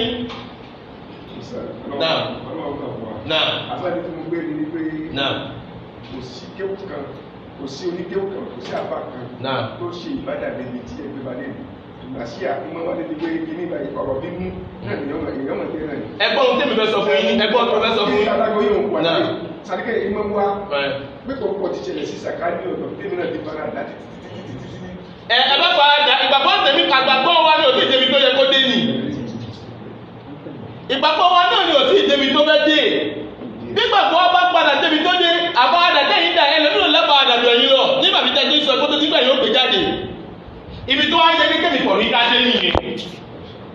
bá a bá wá padà délẹ̀ ní ìmọ̀tẹ́ bá gbọ́ àmọ́ bó ló bá padà sí ní ìṣòwò èmi pọ̀ ní kọ́lájọ lẹ́jọ́ èmi pọ̀ lọ́wọ́ balajẹ lẹ́jọ́ ìlẹ́jọ́ pọ̀ lọ́wọ́ kò sí kìí ìtẹ́ fún ṣé pé mo ṣọ́ ẹ fún àmọ́ ló wà wọ ọlọ́run ẹ máa wọ pàtó ọlọ́run ti kẹ́ ṣe ìgbà mẹ́rin ọba mi máa ń dédé ló di kan ṣe ìkan bẹ́ẹ̀ ló di kan ṣe bó bá padà wá di kan ṣe ẹ̀ jẹ̀mọ́ kódà àwọn èèyàn yóò padà eléyìí ó ti kó nílẹ̀ ó ti kó lẹ́dà tàbá ló kó ìdá kí ṣe kó fi di kan mí àmọ́ alhamdulilayi gbé fi ìkan orí ńlá tó wà lára ìgbẹ́ lára kọ́lọ́ ń ṣe ìbọ̀lù yín bẹ́ẹ̀ ìwọ̀n tá a sọ gọ́ọ̀yà nìyẹn tàbí pé ìdé ògóńgó bí tí mùsùlùmí kọ́ yẹ kó dé kó jáde kó láyé nìyẹn ọlọ́run ní ìkọlù ń ṣe ẹ̀mẹ́ jẹ́ àlọ́ púpọ̀ ká lọ síbi iṣẹ́ ìta àmùpadà ayé náà definition nìkan ni ẹgbẹ́ fún wa ní àwọn consequence náà ẹ̀ tún náà definition ni mo ń gbọ́ náà inna salat inna aywa inna salati wa mahyaya náà ní àwọn development mi tí mo ṣe bọ̀ ayà yìí náà mo fi develop ẹ̀ láti fi tẹ̀síwájú nínú ìrìn láti. tọ́yì tẹ́ bá sì dúró ẹ bá ti kọ́ dẹ́rẹ̀ kò bá sì dá ní pé inna salati ń gbé gbogbo àdúrà mi gbogbo àwọn tí mo ń ṣe náà wà nusuki gbogbo ohun tábà ní ìdúgbò tí mo ń ṣe gbogbo ìmọ̀ ẹ̀gẹ̀ sílẹ̀ bí náà náà wà mahyaya wà mamati náà àti ìṣẹ̀mí àti kúkú mi lillahi rabbil alamin gbogbo ẹ̀ síwájú ọlọ́run náà kí lẹ́yìn definition kí lẹ́ fún wa kí lẹ́ mú wá fún wa definition ikhlas náà jazakumullahu khair mọ́bọ̀ ẹmú wa náà fadal definition ikhlas ni mo mú wa ní pé ikhlas òun ní pé ká mọ̀ fọ nǹkan mọ́ látara ká mọ̀ fọ nǹkan mọ́ nǹkan látara bó lọ síbi nǹkan tí ọlọ́run pè wá sí ní dáadáa ká mọ̀ fọ kí ni ẹ ti kọ́ tó ẹ bá kọ́ ní sẹ́ ẹ̀yìn gbé ló wà sẹ́ẹ̀tì lẹ́ẹ̀kan náà sáyẹ́ gbìyànjú sáà alhamdulillah ká mọ̀ fọ nǹkan mọ́ ìkàmọ̀ ìdáyẹ̀dọ̀ àwọn iṣẹ́ olóore wa ká mọ̀ fọ́ ń tamọ̀ ní àwọn definition àwọn ká mọ̀ fọ́ ń tamọ̀ ní àwọn iṣẹ́ olóore wa ká fọ̀ má kó ń bi ohun tamọ̀ ní àwọn èèyàn ó rí ni ó súnmọ́ ohun tí bàbá yìí sọ ǹjẹ́ ká mọ̀ fọ́ iṣẹ́ olóore wa ká mọ̀ fọ́ má kó ń bi pé ẹ̀yìn ìdọ̀tí náà ní pé ẹ̀yìn àgbéga kẹrin ni ní pé yes masha Allah aláyì ẹ̀yìn lẹ kọ́mọ́sáré tó wà ní kí n rọrùn lókò mú ìwọ̀n náà mọ́gbọ̀n náà bàbá ẹ̀yìn lẹ kọ́mọ́sáré tó wà lẹ́yìn kí n rọrùn lókò mú ìwọ̀n bẹ́ẹ̀ àtẹ́pọ́sẹ́ síbẹ̀ gan ni o àtẹ́pọ́sẹ́ bí pílò mélòó 2 millions ní gbogbo 20 millions j'étais plus de 20 millions ẹ̀yìn gbé tí ń polówó ara rẹ̀ ẹ̀yìn náà gbé tí ń polówó ara rẹ̀ tá a bá wo ohun tá a mọ̀ ní kìíní yìí ní ìsìlá pẹ̀lú yìí nínú definition tó fún wa a ní òtẹ̀ gbọ́dọ̀ fẹ́rẹ̀ kọ́nẹ́tà rẹ̀ bí olóṣìṣẹ́ olóore náà ọgbọ́dọ̀ disparate all disparate ní pé wọ́n olóṣìṣẹ́ olóore náà ìmọ̀ tó bá ẹlòmí ò ní nígbà tó kọ ẹ̀kọ́ kọmísà rẹ̀ òní la fẹ́ ṣí mọ́sálásí náà mímọ̀ tó bá ẹ̀kọ́ kọmísà mọ́sálásí náà àbí òní la fẹ́ ṣí mọ́sálásí náà ẹ̀rọ bí mo fẹ́ kọ́ mọ́sálásí kan tí má kọ sájà ṣe ayé ó gbọ́dọ̀ mọ́ ń pé yes ẹ̀yẹn kọ́ mọ́sálásí ayé ó mọ̀ ọ̀hún gan ó sì mọ̀ jọ́ tàbẹ́ ṣí mọ́sálásí ìmọ̀ tó bá náà gbólóhùn bẹ́ẹ̀ náà gbólóhùn àṣetánù ni láti lè bá iṣẹ́ ẹdẹ́ ìdílé ènìyàn jẹjẹ máa ẹwọ́ ó ti ẹfẹ́ náà the million de francs ẹwà wà ní ẹ̀tọ́ bí bá iṣẹ́ ìwà ìjẹjẹ máa káwọn èèyàn kan fi yìnyín kan fi mọ́ gbé olówó ni náwó ni mímọ̀ tó bá yé òun ní ṣíwá fún tamọ̀ ní mẹ́kà ìyàyìn mọ́ ní ìkìláàsì náà ni tamọ́ sọ fún wa ní gbogbo gbà ẹ̀yọ́ mọ̀ ìyá mi nínú Islam nígbà tó lọ mẹ́kà tó adé tó gbé aṣẹ́ ìṣẹ́ rí káfù mọ́ kó ṣe kí ni á jẹ́ mi dis nerve ẹ̀yìn ọba ti ń gbé eléyìí báyìí lọ́dà yín pé kò mọ́ kí mo lọ́kà lọ́dún yìí báyìí kò mọ́ kí mo lọ mọ́kà lọ́dún yìí o ọ̀rọ̀ díẹ̀ báyìí lẹ́kọ̀ọ́ ó kọ́ fi ẹ̀yìn sí lẹ́ẹ̀kan náà ó ṣe eyín ẹ̀gbẹ́ náà sẹ́gbẹ̀ẹ́ ṣí ọlọ́run fèrè ìjọ àkótó pa wá ó ṣe eyín sẹ́gbẹ̀ẹ́ alájẹgbọ̀n abọ́dún yìí bẹ́ẹ̀ ni ó gbà abọ́dún yìí báyìí ni ó ṣe torí ọlọ́run ọba náà jẹ̀mọ́ ó ṣe torí ọlọ́run ọba náà jẹ̀mọ́ kàbí kó tó ṣe díẹ̀ báyìí lẹ́ẹ̀kan náà ìrẹsì téèyàn ó sọ téèyàn ní ṣe yín òun sọ ìrẹsì ló ṣe yín náà sẹ́gbẹ̀ẹ́ bí ìrẹsì kó fi mọ́ pé kí ni ó ṣe kí ni ó ṣe hajj ọdún yìí ó ṣe torí ọlọ́run ìkíláàsì ti kó nù tàwọn ní hajj tó ṣe ìkíláàsì ti kó nínú ìjàmọ́ jẹ́mọ́ ìkíláàsì ti kó nínú ìjàmọ́ àṣetọ́ ìṣẹ́ tàbá ń ṣe bẹ́ẹ̀ àṣetọ́ ìdílé ń pé òun fẹ́ pàṣẹ ń tọ̀ ń jẹ́ ìjàmọ́ kò sínú kankan hajj ọ̀rẹ́ jẹ́ bí a ṣe ń kírun kékeré lọ́ṣẹ́ hajj alọ́kírun ìmọ̀ tó bá yẹ hajj ìgbàwọ́lá kírun ní sìtá gbé ń tamọ̀ ní kìí sáńgbé àti kírun hajj tá a sọ yìí ọ̀pọ̀ ẹ̀ka àwọn inú òpó ìsìlámù ẹni tó bá lówó lọ ọwà lọ náà ń tamọ̀ náà ìmọ̀ yòó ó lọ náà wàhálà lọ́wọ́ ó máa gba ń tamọ̀ ní iṣẹ́ yẹn jẹ́ pọ̀lú ń tamọ̀ náà intention bizarre nígbà tó o bá ṣe intention pé ó ṣe ìbádà ìtòyọ ọlọ́run ó bá intention ó bàjẹ́ wàhálà bàjẹ́ owó tó náà bàjẹ́ jẹ́ máa wájú ọlọ́run jẹ́mọ́ ẹlòmí ó sọ pé ẹlòmí kó tó di ń gbé ó tó kó hajj kan lọ́wọ́ gbé rẹ̀ sí Facebook ẹ̀jẹ̀mọ́ ẹ̀mọ̀já jókòó ní àwọn ìjókòó tí ó yẹ ẹ̀mí báyìí tó jókòó ìkìláàsì jẹ́mọ́ ìjókòó tí ó yẹ ẹ̀mí lọ́gbì ẹ̀sẹ̀ Facebook ń gbé yes ká tó délé ó ti gbọ́dọ̀ mọ̀ rí wa ń gbé àwa ní àwọn tó ti lọ àná ti lọ àwa lákàn nísìnyí ní ìmọ̀ tó bá yé ló wá délé kẹrin ló wá gbé ohun tamọ̀ ní sábàkà àbá ló gbé sí ohun tamọ̀ lẹ́gbẹ̀ẹ́ ọ̀tún kùlẹ̀ oríṣiríṣi àyẹ̀lẹ̀gbẹ̀ òun ló gbé sí ẹ̀sáyìn erí gẹ́gẹ́ ìwọ̀n àjátíjáti jẹ̀mọ́ bí àti àtàṣe ìtọ́nù jẹ̀mọ́ tí wọ́n fi jáde káàkiri jẹ̀mọ́ takùwọ́ ẹjá gbé ìbọ̀lọ̀ ẹjá páyọ̀ ọlọ́run jẹ̀mọ́ ẹjá fi ẹ̀sìn òfin ọlọ́run kábi ìṣọ̀bí káyé wá fi dáwájú ọlọ́run jẹ̀mọ́ káàkiri àwọn kò fi sunwọ̀n gbogbo bí ń gbé àlọ́ṣe yín mẹ́kà jẹ̀mọ́ àlọ́gbé sábàkà jẹ̀mọ́ ẹlòmí sọ pé aláhàpọ̀ ẹ̀wọ̀n tẹ́ṣìtọ́ ń sọ ẹ̀wọ̀n tẹ́ṣìtọ́ tó ṣe jẹ̀mọ́ jẹ̀mọ́ ọlọ́mọ ṣe alọ́mọ lẹ́yìn àṣìtọ́ yìí ẹ̀yìn tàṣẹ́ ìsìnkú gbé làókì annáhùn àjùmáyìn òun ṣe kí ni òun sọ gbogbo àgbà ẹ̀rẹ̀ bọ̀ ọ wá gbé àwọn ìtàn sí òbíza tó fi sọ ánù náà ó gbé sí ọkàn òyìn ẹnì kí ló kọ́ sọ kí ló gbé sí ọkàn rẹ̀ ó gbé sábàkà náà sẹ ó gbé ń pè ìtàn tó tóbi fáwọn èèyàn ó gbé sábàkà yìí sábàkà náà láti fi bàjẹ́ náà jẹ́sẹ́ ó gbé sí ọkàn rẹ̀ pé àkídà lómi pé bọ́ọ̀ máa lọ mọ́kàn bá kìyà sábàkà ó tí láàyè ọ̀rọ̀ sábàkà dé ni àwọn ọ̀rọ̀ sábàkà ni sábàkà ayọ́ aṣọ sábàkà náà agbà lásán agbà tó gbàgbà sí agbà sẹ́mẹ̀ agbà ìgbẹ̀lẹ̀sí agbà lásán àgbà látọ̀jú mú tábà nígbẹ̀ ní ẹwọ tẹ́ṣù náà mú wa ẹwọ tẹ́ṣù náà fi bà jẹ́jẹ́ ìmọ̀ tó bá yẹ̀ rẹ̀ yẹ̀ ẹgbẹ́ dé ìdájẹ́ ẹgbẹ́ wo ìwọ̀n tẹ́ṣù náà àṣùgbọ́n ìwọ̀n gbé sábàkà yìí ó wé ní kẹtí tóbi fún wa kọ́ sí àfà ìyẹ́ ìyẹ̀mìyàn ń tóbi jùlọ ìyá ìyẹ̀mìyàn ń tóbi tún tábà ní sábàkà táà ń pọ́nlé ìsìlámù ò mọ̀ sábàkà tó ní ìsìlámù àwọn Yorùbá láti fi ní ẹ̀gá láti bá ṣe ajẹ́ jẹ̀mọ́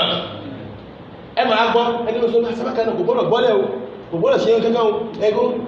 ẹ̀sìtọ́nù ní ká pọ́n kí ní ká pọ́n rí kò bá lọ́gbà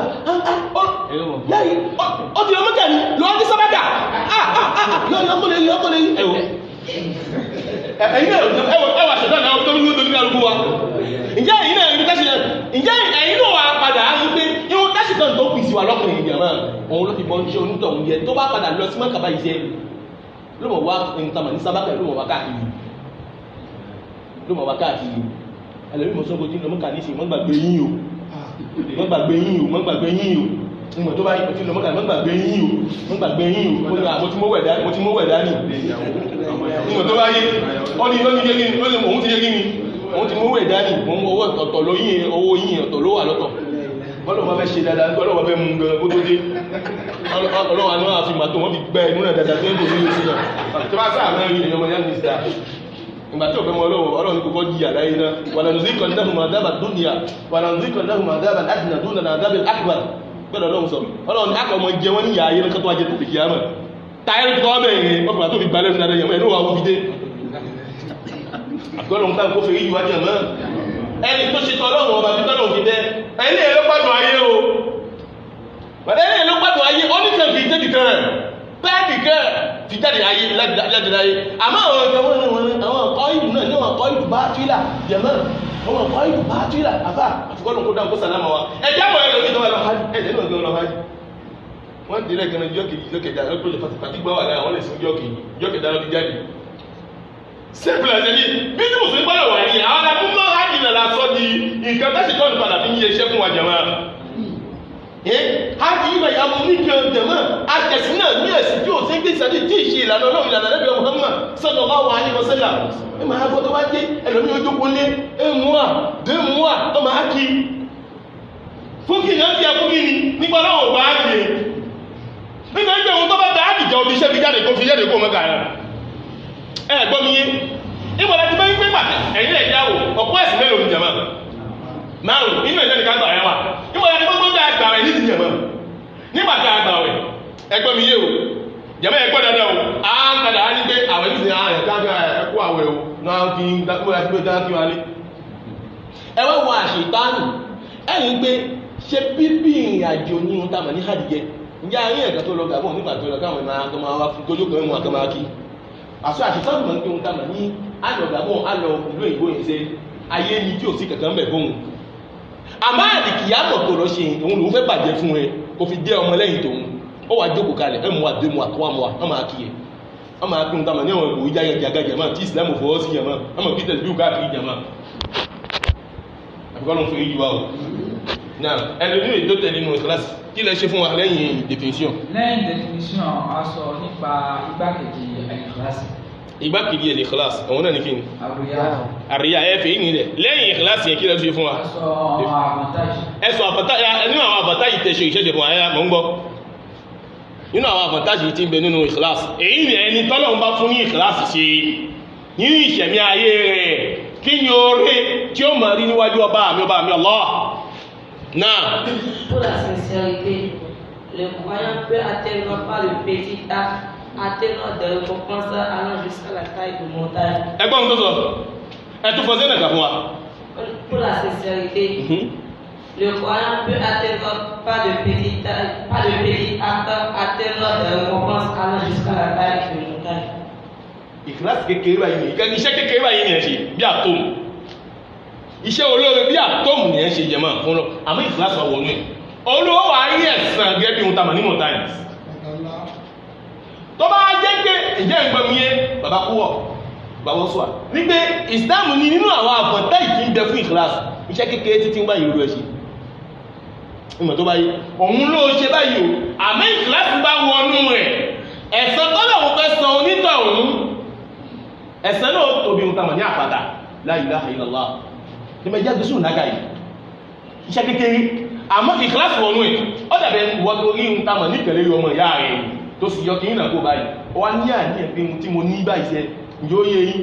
tí mo ṣe báyìí ṣe mo ṣe nítorí Ọlọ́run mùsùlùmí sì wá jẹ́ ẹ̀kan tó yẹ pé èèyàn máa ń fẹ́ àníyàn èèyàn máa ń fẹ́ ẹ̀tàn sí ìwẹ̀ nígbà tí ẹ bá ṣe olórí ìṣàlẹ̀ bí ta máa ń fẹ́ ẹ̀tàn sí ìṣàlàyé fún yín gbogbo bí tẹ̀sán bá ṣe máa ń fẹ́ ẹ̀tàn sí ìwẹ̀ báyìí bẹ́ẹ̀ ni iṣẹ́ ntamọ̀ ní ládàá yóò mọ̀ ṣe kí ni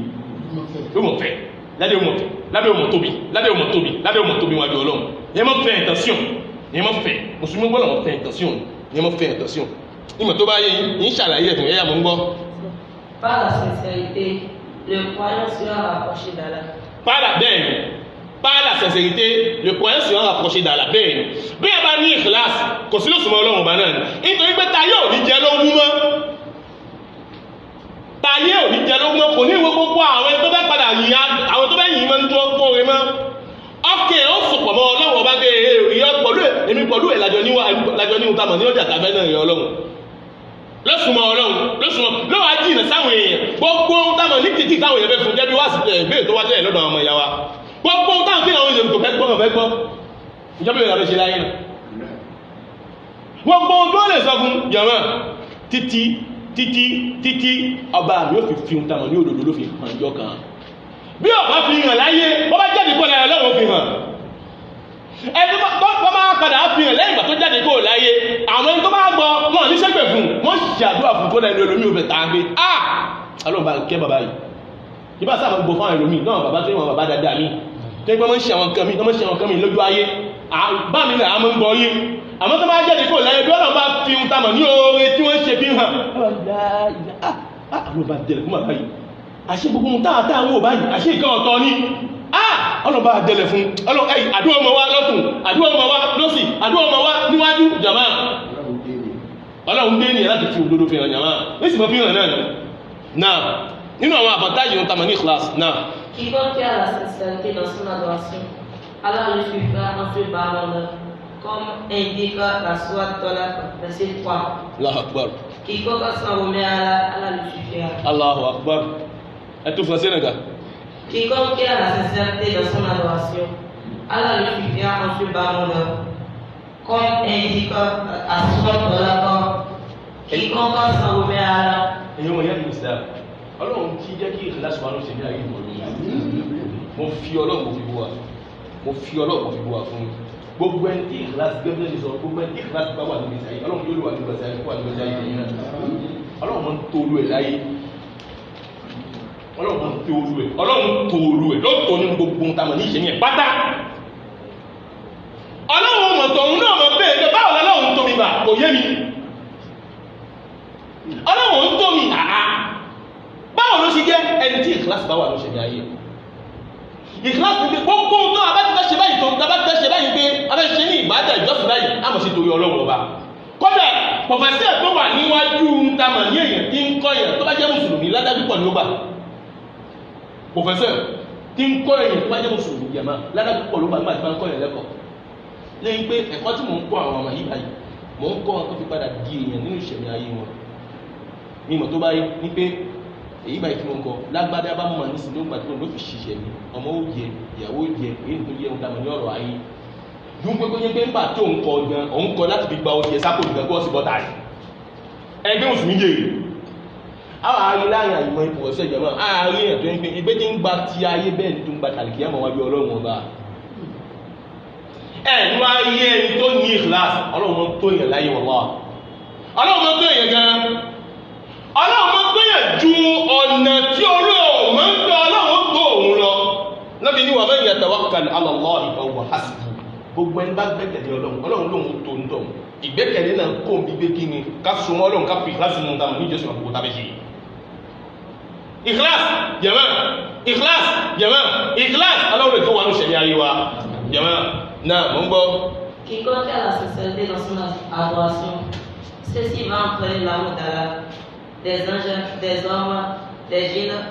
et autres espèces sur la terre. Allahu akbar kabira. Ẹtún kí náà gàjà wọn. Quiconque a la sincérité dans son adoration, náà ceci va entraîner l'amour d'Allah, Allahu akbar. des anges, des hommes, des djinns et toutes autres espèces. Allahu akbar kabira. Ẹni tí ìkíláàsì bá ń bẹnu ìṣẹ̀lẹ̀ ayé jàmá ọlọ́run kọ́ onífẹ̀ẹ́ ní pé alhamdulillah ẹ̀wù kan ní o sínú ẹni tí ń padà mú àwọn nǹkan mi fi kún nǹkan mi o ṣe mí pé nìkan náà ló ń ṣe ìjọsìn fún bọ́lọ̀ bá fẹ́ràn ẹ̀ ọlọ́run ní káwọn mọ̀lẹ́kà kan mọ̀ fẹ́ràn onítọ̀ àwọn mọ̀lẹ́kà mọ̀ fẹ́ràn nítorí pé ọlọ́run bá fẹ́ débi tí wáyé náà hadith kan àbí ọ̀sán bẹ́ẹ̀ Muhammad bọ́lọ̀ bá fẹ́ràn ẹ̀ ọlọ́run pè yìí wíìlì ní pé lágbájá ọmọ lágbájá ìjọ ọlọ́run fẹ́ràn gbogbo ẹ̀ mọ̀lẹ́kà mọ̀ fẹ́ràn gbogbo mọ̀lẹ́kà mọ̀ fẹ́ràn tọ̀ lórí ilẹ̀ kó tó lọ bọ́lọ̀ tó bá padà wá dé kí ni tí àwọn mọ̀lẹ́kà wá fẹ́ràn ọlọ́run wà ní kí wọ́n ju ìfẹ́ràn sí ayé kò síbi tí ó di bá ìfẹ́ ọlọ́run ìfẹ́ àwọn yóò nífẹ̀ẹ́ wọ́n nífẹ̀ẹ́ àwọn ìjọ ló mọ̀ nífẹ̀ẹ́ ìjẹ̀mọ́ la ilaha illallah irú àwọn eléyìí àwọn èèyàn kan ni wọ́n tí ìfẹ́ máa bẹ̀rẹ̀ ọkàn wọn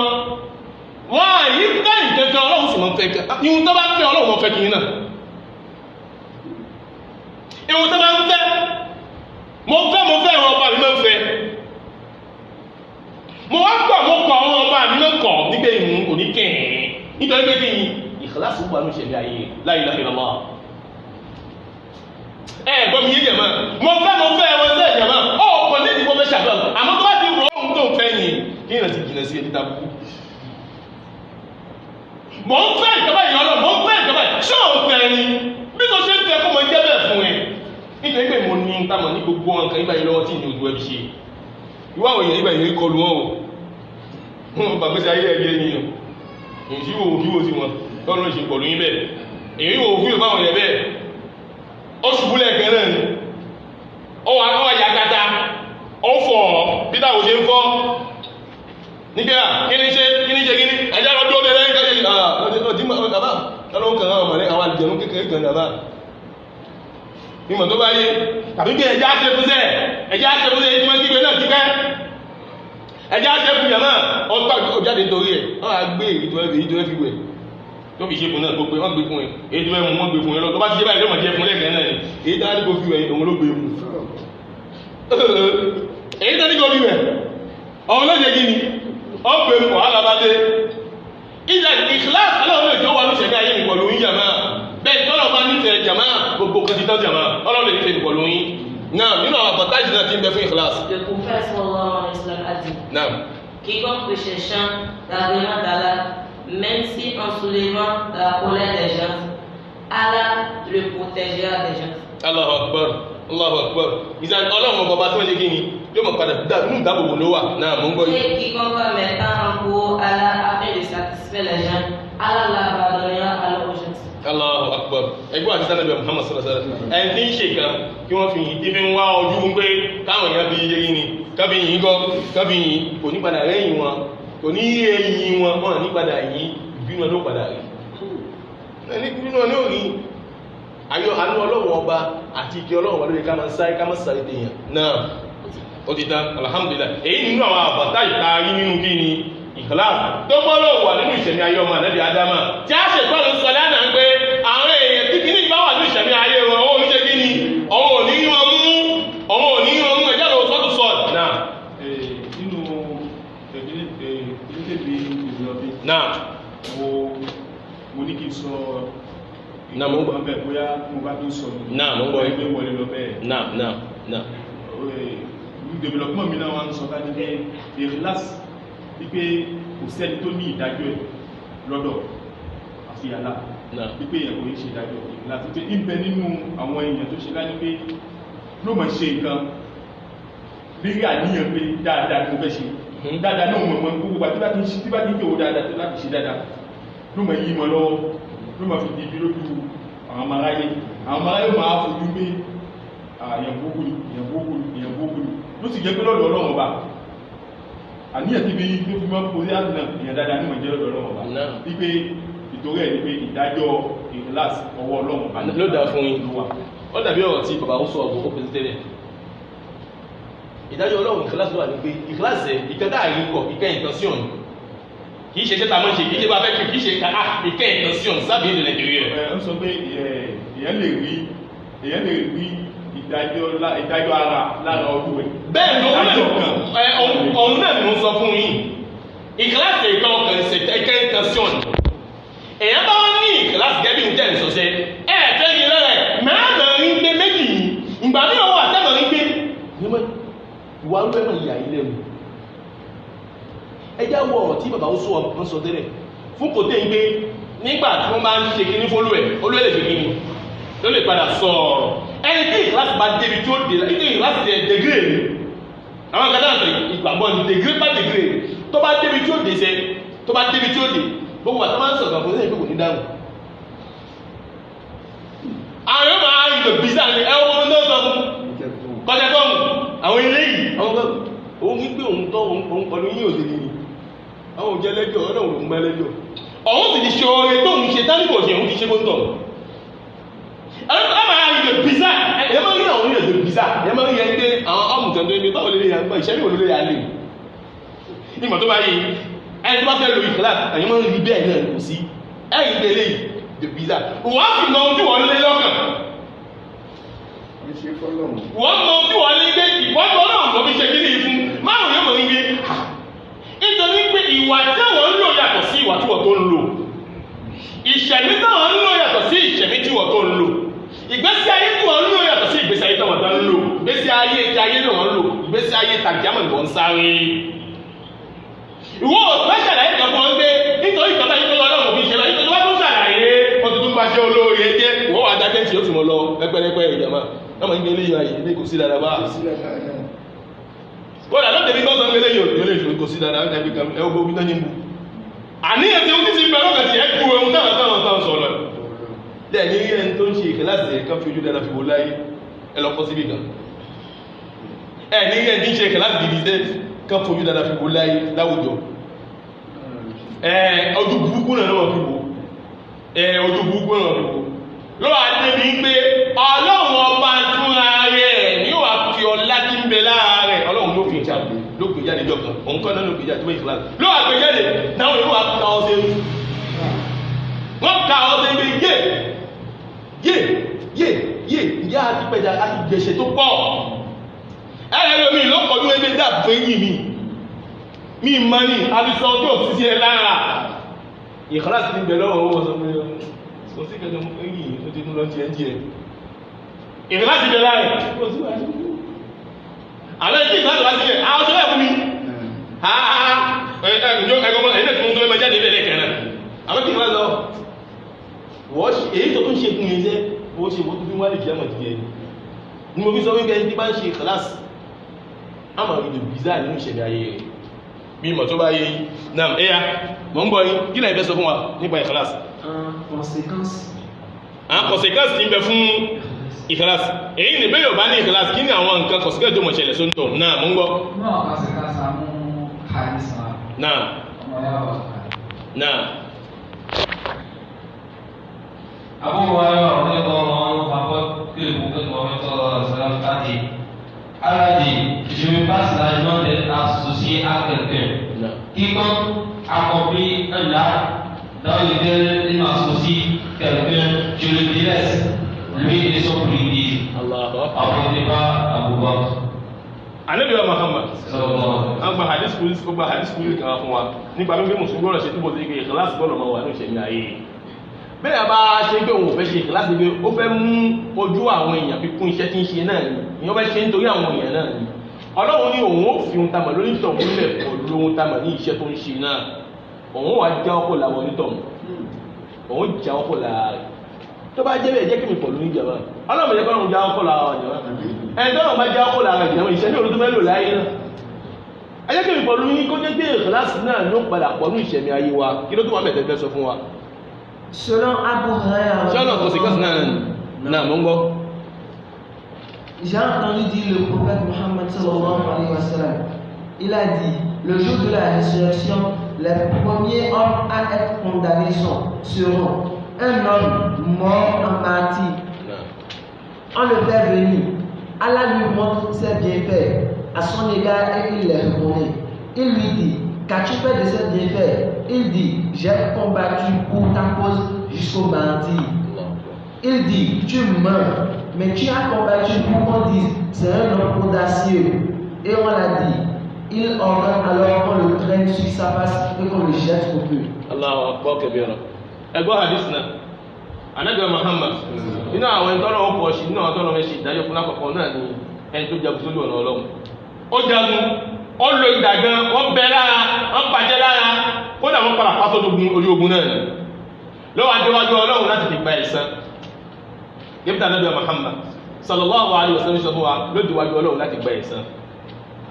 Ọjọ́ ogun láyé bẹ́ẹ̀ ni nítorí kí láti tó kí ló fi jogun náà nítorí Ọlọ́run ló ṣe torí mi. Ọ̀ṣẹ́ káwọn èèyàn fi yẹn pé yes tí ó ń combatant. Ká fi yẹn pé ó mọ ẹ̀fà ọfà ó mọ̀ yìí ní lè pé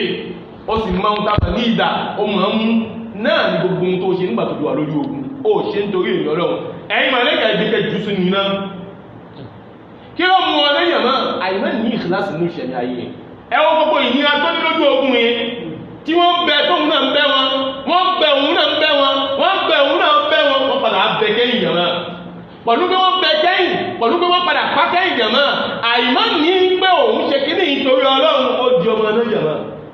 ẹ jẹ́ kí ìkìláàsì náà yóò wà ní ìgbésí ayé ìjọba yàrá ó tó yàrá ní ohun tí mùsùlùmí ó fi rúwí padà sínú àwọn ìṣẹ̀mí ayé ẹ̀kan tó sì jókòó tí ó tó ìgbésí ayé yàrá Ọlọ́run yàrá ìlú ti dáadáa yàrá ó bù ṣe náà. Ìgbàgbọ́ àbíkú ni náà báwo ni wọ́n ṣe ti iṣẹ́ olóore lásìkò àdínà. náà wọ́n ní kí ni ohun tá a ṣe nínú iṣẹ́ tí àwọn ọmọ ìyá wa ṣe ń gbé kí ni ohun tá a ṣe tí ìkìláàsì ti wà nínú iṣẹ́ wa ẹ gbọ́ dáadáa ó wà important àti gbọ́ definition ìkìláàsì àti gbọ́ àpọ̀tájì àwọn àǹfààní tí ń bẹ fún àti gbọ́ kò sì kẹ́sì ẹni tí ò bá ṣe kí ni ohun tí èèyàn wà ṣe ń ṣe ìgbà tí èèyàn bá ẹlòmíràn gbọ́ wà sí sí gbé bọ̀ bàtẹ́ ìṣẹ̀lẹ̀ náà kí ni mo lè ṣe kí ìkìláàsì gbọ́dọ̀ wà nínú ìgbésí tó fi wà nínú ìgbésí ayé mi kí ni ìgbésẹ̀ tí mo lè gbé ìyún ọmọ rẹ̀ tí ìkìláàsì ti wà nínú ìṣẹ̀lẹ̀ ayé mi dáàtì tọ́jú ló fi rí mi kó lẹ́wù náà mo ń bọ́. a ń bẹ̀rẹ̀ ọ̀dọ̀ àfáàtà ni. àdó àfáà òtá ló bá ọ̀rẹ́ pàfà náà ìtọ́gbọ́ àfáà náà. náà kò sí wàhálà ẹ̀ka ẹ̀bà àgbà náà bá sílẹ̀ náà nígbà wọn ní wọn bẹ̀rẹ̀ lọ́dọ̀ àwọn àbá ń gbé kí ni èyàn lè ṣe kí ìkìláàsì fi wà ní ṣẹ̀dá ayé náà mo ń gbọ́. Jafar Muhammad ibn Musa. Jafar Muhammad ibn Musa. Non. J'ai dit, donne-moi à ce sujet des hommes qui m'aident dans l'accomplissement de mon œuvre et qui me donnent la force de fuir le regard des hommes. Et bon, il est lẹ́nu kan ní wọ́n á ń pé kí ni òun fẹ́ ṣe ìkìláàsì tó yẹ kí gbogbo ohun táwọn bá ṣe dé àwọn ìlú ìpinnu ẹ̀ òun fẹ́ ṣe ìkìláàsì pé kó fún un ní ìmọ̀lẹ̀ kan nípa ẹ̀ kí ló wá sọ. Il a dit, lorsque les racines de l'arbre s'exposent à l'air, il se prive de l'irrigation. Il se prive de l'irrigation. De l'irrigation. De l'irrigation, voilà. Tí n ta mọ̀ ní ẹgbẹ́ proverbe tó kọ́ fún proverbe yẹn lọ́dọ̀ ní kan dé. Ó nígbà tí n ta mọ̀ ní ràsí èyí ni iṣẹ́ n ta mọ̀ ní iṣẹ́ ńgí tó bá wà ní òkè tí ò sí lẹ́lẹ̀ omi ò ní lè wọ́n ní láti fi kíni láti fi kó sẹ́ bí n ta mọ̀ ní àwọn brush àti n ta mọ̀ ní àwọn kíni. Kàgbé ẹ̀kọ́ lọ́dọ̀ ní kan dé. Náà mò ń gbọ́. Il se priva de l'irrigation. Cette branche perd en vigueur. Ses feuilles deviennent sèches. Il ne donne plus de fruits et il perd de son utilité et de sa valeur. En revanche, lorsque ses racines s'enfoncent dans le sol et deviennent invisibles au regard, l'arbre assure bien son irrigation. Sa sève circule, prolifère, ses racines se développent, ses feuilles verdoient, ses fruits deviennent mûrs pour son propriétaire qui les récolte et en tire profit. Ó wù yín kó sọ yẹn. Allahu Akbar. Nígbà tó bá fún yé sí, kò bẹ́ẹ̀ ló gbé kalẹ̀ fún. Àmọ́ tá a bá wọ́n kò náà tó gbé kalẹ̀ fún náà. Èyí ni àkàwé ọ̀rọ̀. Tí bá sọ dáadáa lọ́dọ̀ yìí bàbá. Ní pé àkàwé ọ̀rọ̀ ló fi dá lóhùn. Ó ní báwo ní ìkìláàsì gbà ọ̀pẹ̀ ìlera fún àwọn báwo lòun lè ní ìkìláàsì gbà yẹn lọ́dọ̀ bá àfáàní pé báwo lòun lè ní ìkìláàsì gbà òun lè ní ìkìláàsì gbà tó bá ní ìkìláàsì àpèjúwe ẹ̀ ní pé igi tí ń ta mọ̀ ní ìfẹ̀sà igi tí ń ta mọ̀ ní ìràsí yìí iṣẹ́ ẹ̀ ìmọ̀ tó bá yí tó wà ní òkè igi yẹn ò lè rí omi mu láti ní kí àwọn ewé kó wà bẹ́ẹ̀ kó wà ní kó wà ní tútù dáadáa táàbù ní kí wọn táàmù ní àwọn ẹ̀ka ẹ̀kọ́ tuntun dáadáa irú gíbẹ̀ ó ṣe kéde ló padà gbẹgẹ́ yìí àmọ́ ibi tó bá jókòó sí ilẹ̀ dáadáa tó wọlé dáadáa tí iṣẹ́ ń wọlé dáadáa tí sì ń rí omi dáadáa ẹ̀rù pé ohun táàmù ní kí ni owó ewé owó àtútù gbẹ̀dẹ́gbẹ̀dẹ̀ àwọn èso ẹ̀ ó jáde dáadáa àwọn ẹ̀ka ẹ̀ ó padà yọ àpèjúwe náà ní ẹbí ṣiṣẹ́ nítorí ọlọ́run bí ṣe ìkàlásì ṣiṣẹ́ àtẹnjí òbí ìkìláàsì ṣiṣẹ́ á padà rí ní náà nígbọ́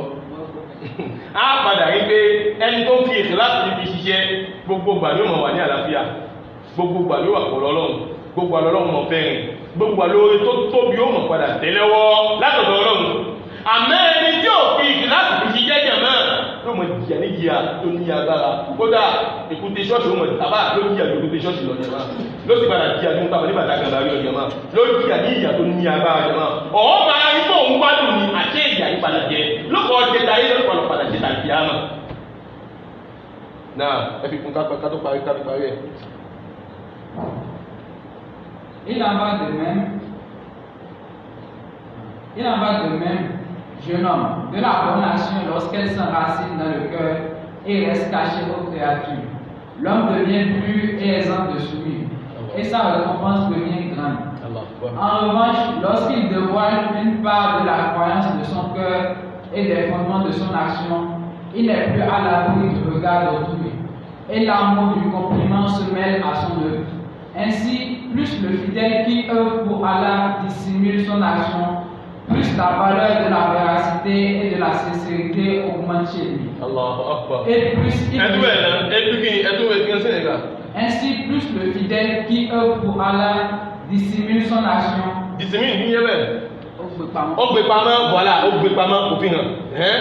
Dissimule son action. Plus la valeur de la véracité et de la sincérité augmente chez lui. Wallahi náà ni gbogbo bàtí àbá ní ilé iṣẹ́ pamọ́ sẹ́ náà ni ìkìláàsì mọ́ fi ń lé fún lọ́kàn ẹ̀gbọ́n àfẹ́mi fífún tó bá ti pa máa ń ṣe iṣẹ́ mi fẹ́ kí n kan èèyàn kan láàrin ọlọ́run bá ń fẹ́ ṣiṣẹ́ yìí bẹ́ẹ̀ náà lẹ́nu ní pé olówó mọ̀ ṣe kí ni èèyàn máa ń di ajẹgidi ìdàdígbẹ́ ó di àgbà èèyàn máa ń lékún wà máa ń lékún kákàdà ìmọ̀ tó bá yẹ yìí máa ń lékún ìkíláàsì máa ń lékún èèyàn máa ń fún wà fọ́ ọ̀fìkún nínú ọlọ́mọdé ìṣètò ọlọ́run báyìí náà. Plus la valeur de la véracité et de la sincérité augmente chez lui. Et plus il reçoit de récompense et de la rétribution. En effet, le prophète, qu'Allah lui accorde la grâce et la paix, a dit: l'œuvre accomplie dans le secret vaut 70 fois le fait en public et au vu de tout le monde. J'ai dit: qu'est-ce que tu crains le plus au moment de la dissémination de mon œuvre, au moment où personne à part ma sœur ne me voit? Il a dit: ce que je crains le plus pour toi à ce moment-là, c'est la fatuité. La fatuité. Qui a manqué de iṣẹ́ tí a ṣe náà, ìyẹn ti ń ga parce qu'alors l'hypocrisie te marque au cœur. Parce qu'alors l'hypocrisie te marque au cœur. Et tu aimes penser que les hommes connaissent ta bonté intérieure, bien qu'ils l'ignorent. Or, tu ne peux te débarrasser de l'hypocrisie si tu acceptes cela.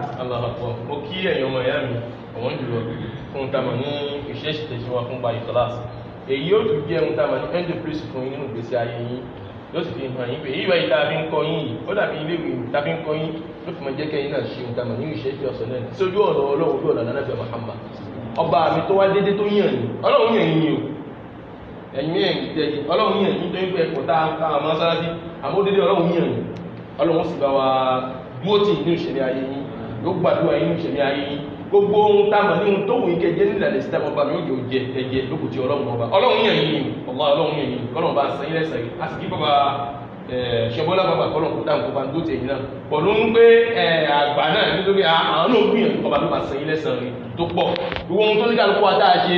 àṣẹ́gbìyànjú o à ń ti pálí kìí àmọ́ nígbà tó bá padà pàdé wájú ọlọ́run ajá rí ẹ̀sán ọlọ́run yá rí ní wájú ọlọ́run ọba ọ̀fẹ́ àti ìnàfi dunya hasana